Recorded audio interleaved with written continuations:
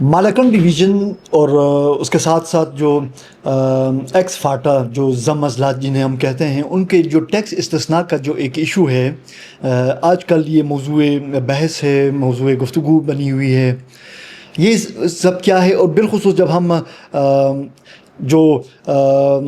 ضم اضلاع کے ساتھ سے جب ہم مالاکنڈ ڈویژن کی بات کرتے ہیں تو مالاکنڈ ڈویژن کو ٹیکس استثناء کیوں حاصل تھا؟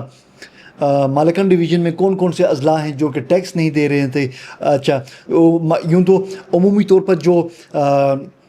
بالواسطہ جو ٹیکسیشن ہے اس میں تو مالاکنڈ ڈویژن کے عوام سمیت پورا پاکستان کے عوام اس میں اپنا حصہ ڈالتے ہیں، لیکن جو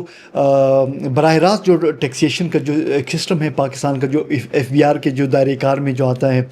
اس کے تحت مالاکنڈ ڈویژن کو ٹیکس استثناء حاصل تھا۔ یہ ٹیکس استثناء کیوں دیا گیا تھا مالاکنڈ کو؟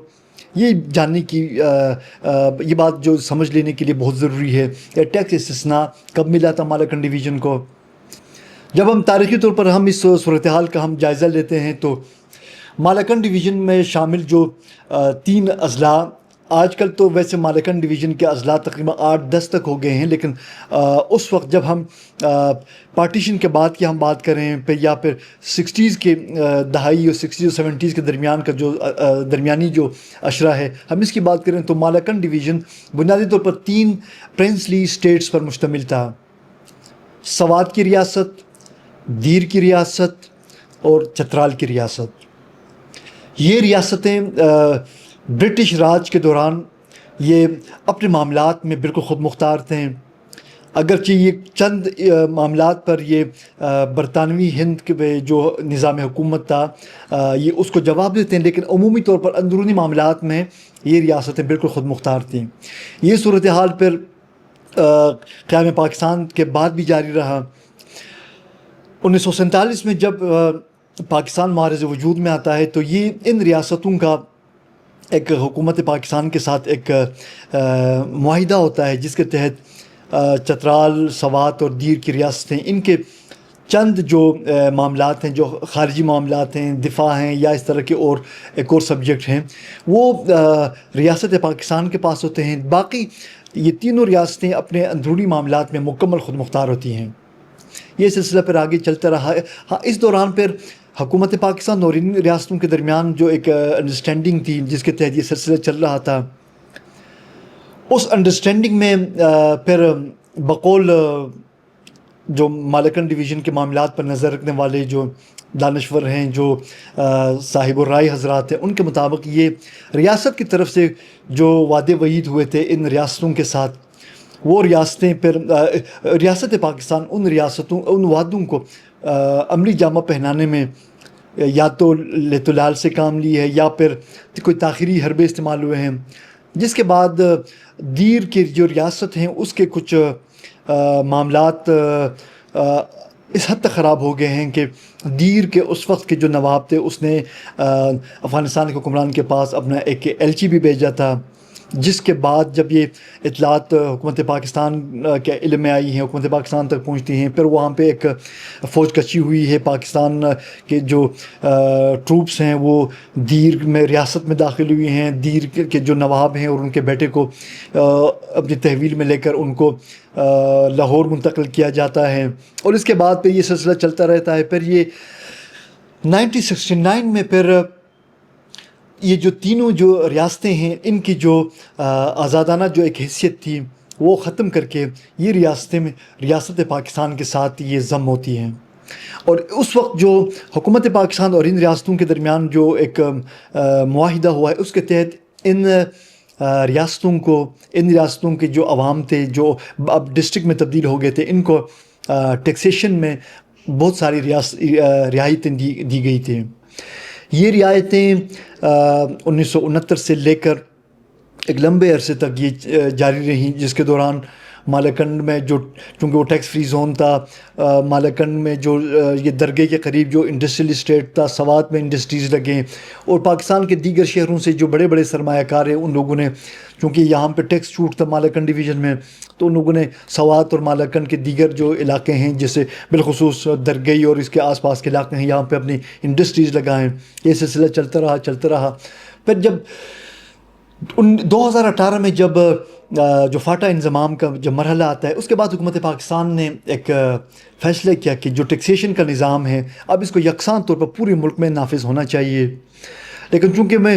فاٹا کے جو معروضی حالات، جو ایکس فاٹا کے معروضی حالات تھے، اس لیے ان کو 10 سال کے لیے وہ ٹیکس چھوٹ کا ان کو دیا گیا.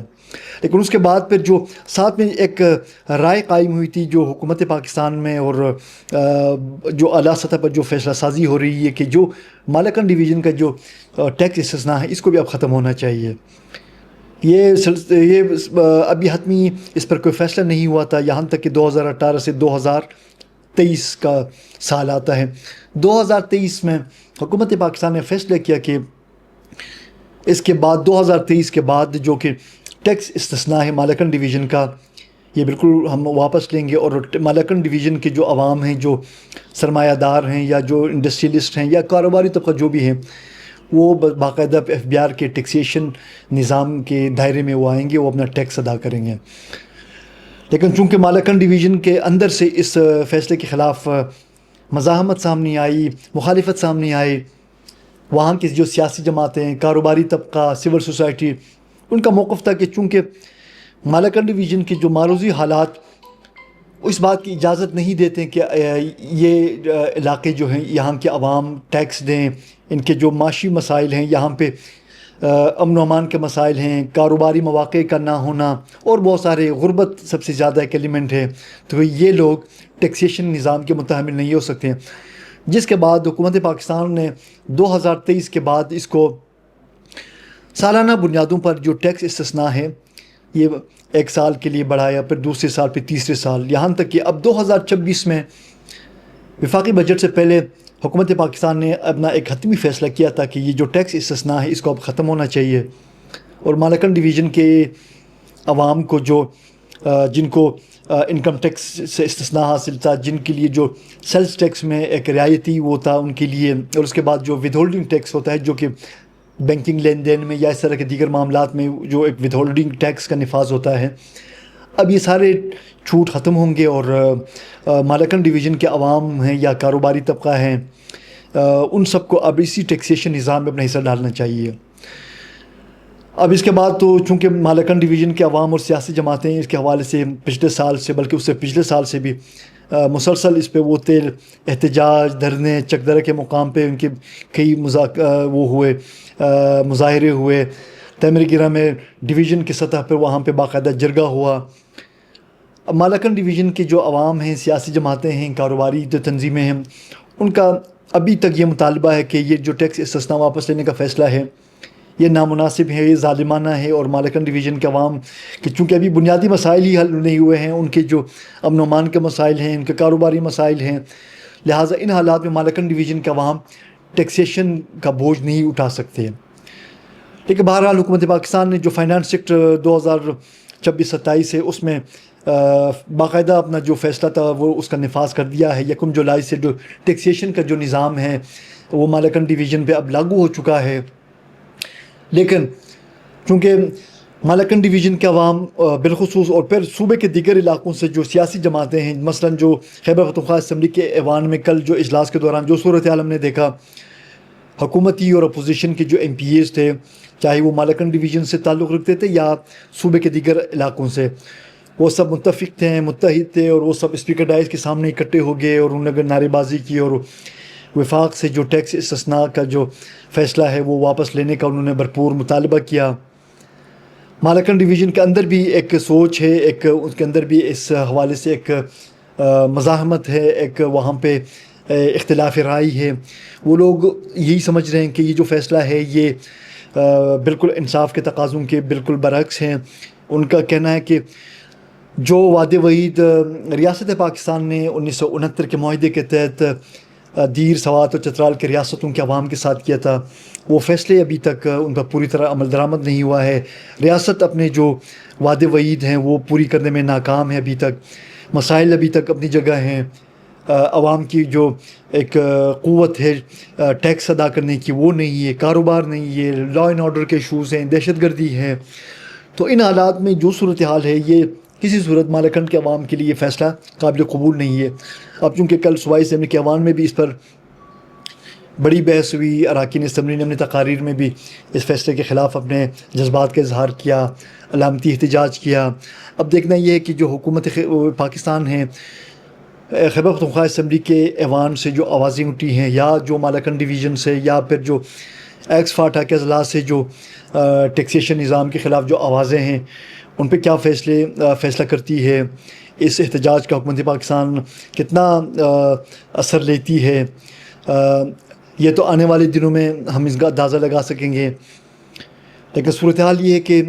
ٹیکسیشن کا نظام، اس میں کوئی دو رائے نہیں کہ جب ایک ریاست ہے، ایک قانون ہونا چاہیے، ٹیکسیشن نظام ہے یا جو بھی ملکی قوانین ہے، ان کا اطلاق یکساں طور پر پورے ملک پہ ہونا چاہیے۔ لیکن چونکہ مالاکنڈ ڈویژن کا ایک جو ڈائنامکس ہے مالاکنڈ ڈویژن کے، جو اس کے مسائل ہیں، جو اس کے ساتھ ساتھ جو ایکس فاٹا کے جو اضلاع ہیں، وہاں پہ جو مسائل ہیں، حکومت کے جو فاٹا انضمام کے وقت کے جو وعدے وعید ہیں، اس حوالے سے فاٹا میں بھی لوگوں کے جذبات ہیں۔ تو مجھے نہیں لگتا کہ یہ فیصلہ حکومت پاکستان اس پر اپنا عمل درآمد کرا سکے گی، یا اس حد تک کہ جب ایک ڈویژن کے عوام جو کہ بہت بڑی آبادی ہے، خیبر پختونخوا کا سب سے بڑا جو ڈویژن ہے اور ایک بہت بڑا ایک ریجن ہے، اس کے عوام پر زبردستی کا فیصلہ امپوز کرنا اور اس سے پر منوانا، یہ کس حد تک ریاست اور ملک کے مفاد میں جا سکتا ہے۔ میرے خیال میں حکومت پاکستان کو ان تمام عوامل کا جائزہ لے کر اپنے فیصلے پر